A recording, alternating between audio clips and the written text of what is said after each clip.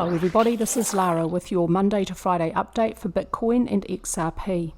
Before I get into today's analysis, don't forget to hit the subscribe button and like this video and make a comment. All of your engagement helps my YouTube channel grow. And hit subscribe so that you don't lose my channel if you've just found it, because I'm giving you 16 years experience, 11 of which is a CMT. I'm giving that to you 5 days a week for free for Bitcoin and XRP.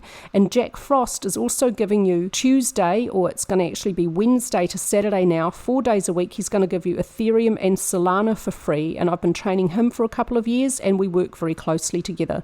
So don't lose this channel. You're getting a lot of really good technical analysis content backed up by my CMT designation for free on a very regular basis. Bitcoin is still within this rectangle pattern and it's not moving in a straight line. I keep saying don't expect these swings from support to resistance and back again to move in straight lines. We're getting a downward session today. So far it's 2:04 p.m. Eastern Standard Time, and this downward session for the 23rd of July does not have push from volume. I would expect, because stochastics is deeply overbought, we may have, for the short term, the end of the upward swing here. We may see a reasonable downward swing back further, but not below support 60-70, probably not that low. We may see another couple of days of downward movement before we see a continuation of upward movement to resistance 71,500 to 73,100. So I'm expecting the choppy overlapping nature of this upward swing to be probably entering its biggest chop. That's a technical term for you, not? So we'd so far have a decline in volume. Initially, this upward swing off support did have some push from volume, and then at the end, a little bit of a decline in volume. So now it's unsurprising we're getting a couple of red candlesticks.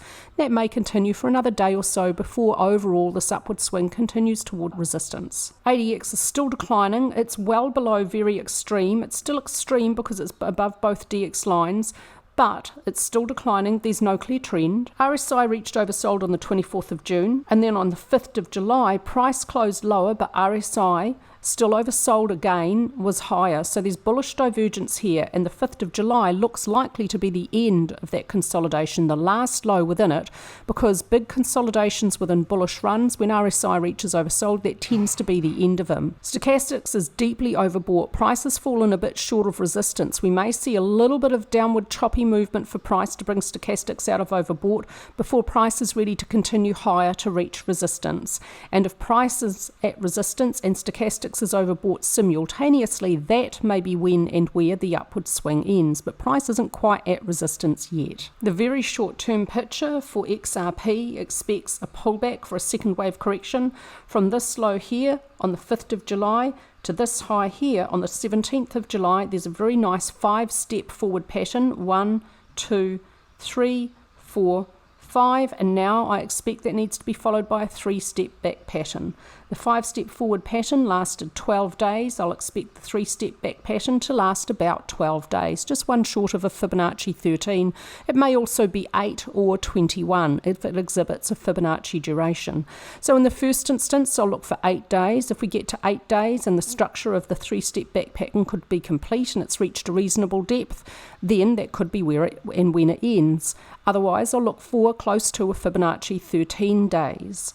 2 may not move beyond the start of 1 below 0.3838. When this 3-step back pattern is complete, then the next move for XRP is expected to be a third wave. But I have this all within a first wave, within a third wave. If you want to look at my entire Elliott Wave analysis for XRP, I've titled the video, I did one last week, Full Elliott Wave Analysis for XRP. Go and have a look at that. It's a bit longer and it gives you the entire price history of XRP in monthly charts, weekly charts and alternate wave counts. Technicals for XRP, finding resistance at 60 cents. Look out for support, possibly to hold at 55 cents. If that gives way, a deeper pullback to test support at 46 cents. But so far, price found resistance 55 cents, a little bit of a pause here before it broke through with a solid close above, moved up and away.